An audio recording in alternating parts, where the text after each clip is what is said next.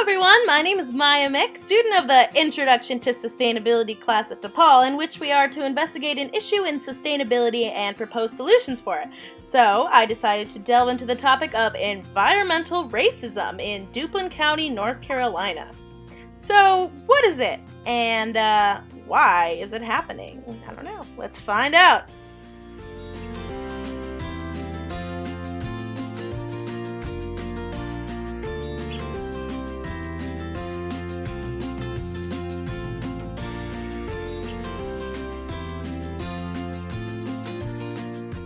This is Duplin County, North Carolina. It is home to a little under 60,000 people. It may appear to be a quaint little town with lots of open space and fresh air and a shining sun, but to the citizens of Duplin County, it is just the opposite. It is home to the largest producer in the hog farming industry, with 530 operations and a pig-to-human ratio of 32:1. Not only is this a massive amount of pigs, it's a massive amount of excrement. According to an estimate from the GAO, the total amount of waste produced by just 5 North Carolina counties hit 15.5 million tons in just 1 year. Yuck! But where does all this waste go? In the process of hog farming, fecal matter and urine falls through the slats in the confinement houses, which contain high levels of nitrogen and phosphorus.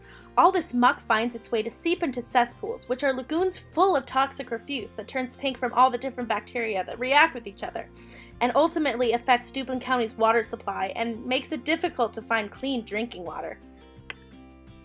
Liquid contaminants from IHOs, or industrial hog operations, are released into the environment through leakage of these animal waste storage pits, runoff from land application of liquid waste, atmospheric deposition, and failure of the earthen walls of waste pits. Many citizens get their water from wells, which is becoming more and more of a risk with the contamination of hog feces. The Staphylococcus aureus bacteria is one of the most prominent in the contaminated water, also known as the bacteria to cause staph infections. Unfortunately, clean water is not too simple to come by in Duplin County. Out of 2,246 concentrated pig operations in the state, only 12 have been required to obtain permits under the Clean Water Act. However, health problems don't only arise from contamination. The waste from these cesspools are sprayed into fields and backyards day and night in Duplin County, allowing harmful pollutants like ammonia, hydrogen sulfide, and various other bioaerosols, including endotoxins and other respiratory irritants, to be released into the air. These have been said to cause blood pressure increases, sarcoidosis, impaired neurobehavioral and pulmonary function, asthma, cancer, and even have contributed to hundreds upon hundreds of deaths. If so many people are getting sick and dying, why isn't anything being done at the government level? Well, this is an issue of environmental racism. The definition of environmental racism is the placement of low-income or minority communities in the proximity of environmentally hazardous or degraded environments.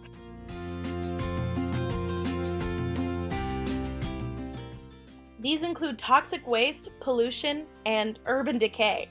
Not the bougie makeup brand, the actual urban decay. In fact, social equity is the biggest issue surrounding the citizens of Duplin County. Almost a quarter of the population lives below the poverty line, making it one of the poorest counties in North Carolina. 25% of residents of Duplin County are Black, 20% are Hispanic, and according to a study, almost 20% of people of color in the study area live in blocks within 3 miles of an IHO. The people who live in Duplin County, despite their unrest and anger with the government, have very limited say as to what happens on the grounds of their city. Although numerous acts and bills have been proposed, none of them have passed due to the colossal industry that is hog farming. Today, the hog farming industry accounts for close to $8 billion a year in revenue and 46,000 full-time jobs in production and processing, according to the North Carolina Pork Council, making the state the second largest pork producer in the U.S. The world's largest pork producer is called the WH Group.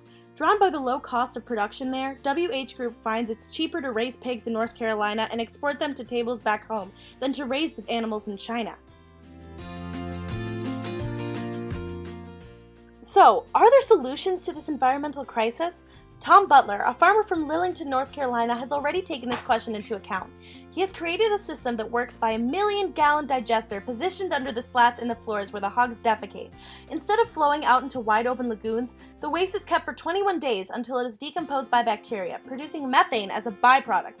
The gas produced flows through yellow pipes in a generator building nearby, where it is burned to create electricity. How efficient! The electricity is then stored and used to sell to local cooperatives. Butler's operation not only suppresses the putrid scents of the waste, but prevents all the health complications that go hand in hand with spraying the waste. Not only this, but it also generates enough electricity to power 90 refrigerators. The only downside though, the cost. Implementing a system like Butler's requires a budget of over $1 million, which is in part why there are only 29 anaerobic digester systems like Butler's across the United States. Another solution proposed by Mike Williams, director of the Animal and Poultry Waste Management Center of North Carolina, is to actually run the waste through a special treatment facility in the way that is done for human waste. It is crucial, despite the high price tag, that these IHOs begin directing their operations toward a more sustainable light. Doing so would allow Duplin County to not only cultivate its billion-dollar industry within the limits of the planetary boundaries, but would meet the social foundations for its citizens by providing them with clean air, water, and restore their deteriorating health conditions. If it were up to me, the solution to fix everything would be if everyone cut out pork from their diets, restricting the need for the harmful IHOs. I mean hamful. No, I didn't. Unfortunately, though, this is unrealistic, as people just can't get enough of their ribs and racks and rubs and whatever else meat jargon is out there. Until we settle on a more sustainable solution for all operations, we must take the baby steps needed to ensure that the people of Duplin County are safe and accounted for.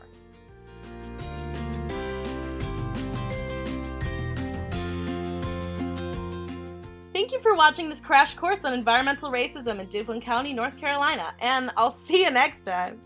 Just kidding, this is a one-time school assignment.